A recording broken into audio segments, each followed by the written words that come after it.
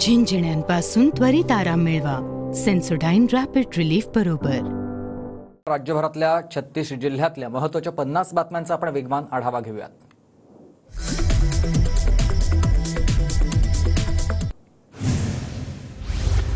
पाचव्यांदा निवडून आल्यानं मंत्रिपद मिळावं, बबनराव लोणीकरांकडून अपेक्षा व्यक्त. तर राज्यात भाजपचाच मुख्यमंत्री होणार, लोणीकरांचं वक्तव्य. परभणीच्या गंगाखेडमध्ये रत्नाकर गुट्टे यांच्या मंत्रिपदासाठी बंजारा समाजाकडून पूजा, बंजारा समाज बांधवांकडून पोहरादेवी मंदिरात आरती करत प्रार्थना. नंदुरबार जिल्ह्याच्या विकासासाठी मंत्रिपद मिळावं, प्रदेश महामंत्री विजय चौधरी यांची मागणी. केंद्र आणि राज्यातील नेत्यांकडे चौधरींची मागणी. कराड आणि उत्तर विधानसभा निवडणुकीतील पराभवानंतर माजी सहकार मंत्री बाळासाहेब पाटील पुन्हा सक्रिय. कार्यकर्त्यांचा संवाद मेळावा घेत पाटलांकडून मार्गदर्शन. अकोल्यात अजित पवार मुख्यमंत्री व्हावे यासाठी कार्यकर्त्यांकडून राजेश्वराला दुग्धाभिषेक करण्यात आले. अजित पवार गटाचे जिल्हाध्यक्ष कृष्णा अंधारे यांच्याकडून दुग्धाभिषेक. ऊसाच्या दरवाढीसाठी स्वाभिमानी शेतकरी संघटना एकवटली आहे. चालू गळीत हंगामामध्ये पहिली उचल 3700 देण्याची स्वाभिमानी शेतकरी संघटनेची मागणी आहे. जिल्हाधिकाऱ्यांनी यावर तोडगा काढण्याचीही मागणी. दिव्यांगांच्या विविध मागण्यांसाठी मंत्रालयावर भव्य मोर्चा काढणार. दिव्यांगांच्या मेळाव्यात बच्चू कडू यांची प्रतिक्रिया. दिव्यांगांना मोर्चासाठी तयार राहण्याच्या कडूंच्या सूचना. मार्कडवाडीमधील बॅलेट पेपरवरील मतदान प्रक्रिया स्थगित. गावात जमावबंदी. कायद्याचं उल्लंघन झाल्यास पोलीस गुन्हा दाखल करणार आहेत. ईव्हीएमवर आक्षेप घेत गावकऱ्यांचं बॅलेट पेपरवर चाचणी मतदान. पोलिसांच्या दडपशाहीमुळे गाव दहशतीत. पोलीस प्रशासनाच्या विरोधामध्ये दुसरा मार्ग अवलंबणार. उत्तम जानकरांची माहिती. रणजितसिंह मोहिते पाटील मार्करवाडीमधील षडयंत्राचे मास्टर माइंड. उत्तम जानकर हे फक्त प्यादे. माजी आमदार राम सातपुतेंचा आरोप. निवडणुकीत पराभव झालेल्या मुक्ताईनगरमधील रोहिणी खडसे, पाचोऱ्यातील वैशाली सूर्यवंशी आणि एरोंडेलमधील डॉक्टर सतीश पाटलांचा फेरमतमोजणीसाठी अर्ज. फेरमतमोजणीसाठी अनामत रक्कम उमेदवारांनी भरली आहे. नंदुरबारच्या नवापूरमधील आदिवासी सहकारी साखर कारखान्यावर प्रशासक नियुक्त. आर्थिक अनियमिततेच्या तक्रारीनंतर ही कारवाई. नाशिकच्या लालसलगावमध्ये स्नाफेड एनसीसीएफच्या माध्यमातून झालेल्या कांदा खरेदीमध्ये घोटाळा झाल्याचा ठाकरे गटाचा आरोप आहे. शेतकऱ्यांकडून खरेदी केलेल्या कांद्याऐवजी दुय्यम दर्जाचा कांदा पुढे पाठवल्याचा ठाकरे गटाचा दावा. नाशिकच्या लासलगावमध्ये ढगाळ वातावरणामुळे कांदा पिकाला फटका. कांद्यावर करपा, मावा या रोगाचा प्रादुर्भाव. शेतकऱ्यांकडून फवारणी. परभणीत सलग दुसऱ्या दिवशी हे ढगाळ वातावरण कायम. रब्बी पिकांसाठी धोक्याची स्थिती. तूर, हरभरा पिकांवर अळीचा प्रादुर्भाव होण्याची शक्यता. नांदेडच्या अर्धापूरमधील पानमळ्याची शेती धोक्यात. हवामान बदल व रोगराईमुळे पानमळे बळलेले. तर शेतकऱ्यांना आर्थिक मदतीची अपेक्षा.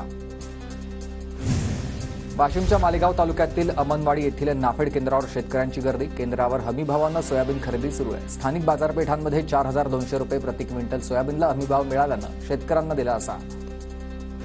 धाराशिव जिल्ह्यात ढगाळ वातावरण. तुरीवर अळ्यांचा प्रादुर्भाव. जिल्ह्यात बहरत असलेल्या पिकांचं नुकसान.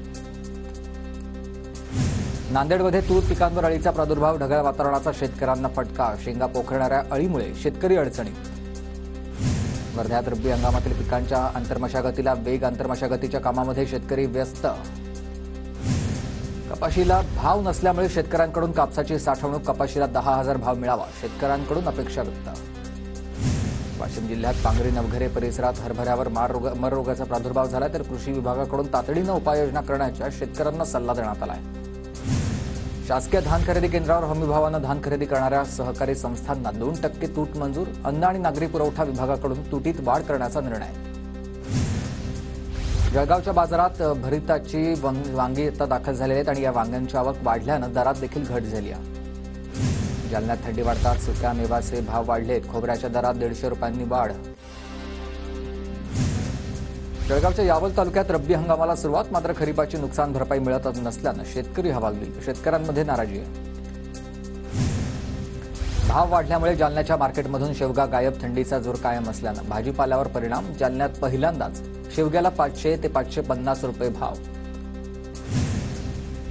कोयना धरणामधून कोयना नदीपात्रामध्ये 1050 क्युसेक पाण्याचा विसर्ग. कोयना नदीकाठच्या भागात शेतीच्या पाण्याचा प्रश्न निर्माण झाल्यानं पाणी सोडण्याचा निर्णय. महापरिनिर्वाण दिनानिमित्त सेवा सुविधा देण्यासाठी पालिका सज्ज. पालिका आयुक्त भूषण गगराणी यांनी प्रत्यक्ष घेतलाय आढावा. स्वच्छता आणि आरोग्याच्या सेवांसाठी 8000 कर्मचारी अधिकारी कार्यरत. धाराशिवच्या उमरग्यात सहाय्यक संघटनेच्या वतीनं तहसीलदारांना निवेदन. युवा प्रशिक्षण योजनेतील प्रशिक्षणार्थींना कालावधी वाढवून द्या. प्रशिक्षणार्थींची निवेदनामधून मागणी. इचलकरंजी, कोल्हापूर आणि सांगली मिरज दरम्यान रात्रीच्या वेळी एसटीच्या फेऱ्या सुरू करण्याची भाजपची मागणी आहे. भाजपकडून आगार प्रमुखांना याबाबत निवेदन. जागतिक दिव्यांग दिनानिमित्त पुण्याच्या भोर पंचायत समितीकडून दिव्यांगांसाठी विशेष कार्यक्रमाचं आयोजन. दिव्यांगांच्या समस्या समजून घेत विविध विषयांवर मार्गदर्शन. धाराशिवच्या तुळजापूरमधील अणदूर गावामध्ये खंडोबाच्या यात्रेला सुरुवात. तर जयकोट जयकोट जय मल्हारचा जयघोष करत हजारो भाविक दर्शनासाठी दाखल. पुण्यातील जुन्नर तालुक्याच्या शिंदेवाडीमध्ये काळभैरवनाथ देवाच्या वार्षिक यात्रोत्सवानिमित्त बैलगाडा शर्यतींचं आयोजन. शर्यतीमध्ये 155 बैलगाडा मालकांचा सहभाग. नंदुरबार जिल्ह्यातील जगप्रसिद्ध सारंगखेडा यात्रेला 14 डिसेंबरपासून सुरुवात होणार. सारंगखेडा यात्रा घोडे बाजारासाठी प्रसिद्ध आहे, तर घोडे बाजाराची तयारी सुरू झालेली आहे. लातूरच्या निलंगा तालुक्यातील वाकली बसपूर रस्त्याची दुरावस्था. अनेकदा तक्रार करूनही सार्वजनिक बांधकाम विभागाचं दुर्लक्ष. तात्काळ रस्ता दुरुस्त करण्याची मागणी. अहिल्यानगरमधील कोपरगाव सावळी विहीर महामार्गाचं काम संथगतीनं सुरू. स्थानिकांसह साई भक्तांना मोठा मनस्ताप. ठेकेदाराविरोधात नागरिक संतप्त. जालना शहरातील सीना नदीपात्रामध्ये अतिक्रमण. नदीपात्रामध्ये 30 ते 40 फूट बेकायदेशीर रुंदीकरण करत बनवला रस्ता. महापालिका प्रशासन बेखबर. नाशिकच्या येवला नायलॉन मांजा विरोधामध्ये सर्वपक्ष कृती समितीचं पोलिसांना निवेदन. नायलॉन मांजाची विक्री आणि वापर करणाऱ्यांवर कठोर कारवाईची मागणी. जालना शहरात हवा प्रदूषणानं गाठली धोकादायक पातळी. एअर क्वालिटी इंडेक्स 308 वर पोहोचलाय. हवेची गुणवत्ता अतिधोकादायक श्रेणी. गोंदियामध्ये 10 पेक्षा कमी पटसंख्या असलेल्या शाळांना कंत्राटी शिक्षक मिळणार. 42 शाळांमध्ये कंत्राटी स्वरूपामध्ये शिकवण्याची गावातील व्यक्तीला संधी मिळणार. दिव्यांग दिनाच्या निमित्तानं अमरावतीमध्ये दिव्यांग विद्यार्थ्यांची जनजागृती रॅली. रॅलीत शेकडो विद्यार्थ्यांचा समावेश. अमरावतीचे जिल्हाधिकाऱ्यांनी रॅलीला दाखवला हिरवा झेंडा. गोंदियाच्या अर्जुनी मोरगाव तालुक्यामधील गोठण गावामध्ये 3 वर्षांच्या चिमुकल्यावर बिबट्याचा हल्ला. गावकऱ्यांनी आरडाओरडा केल्यानं चिमुकला बचावलाय. छत्रपती संभाजीनगरमधील मैदानात तरुणाची धारदार शस्त्रानं हत्या. या प्रकरणामधील आरोपींना अटक करण्याची नातेवाईकांची मागणी. नातेवाईकांनी मृतदेह थेट पोलीस आयुक्तालयात आणलाय.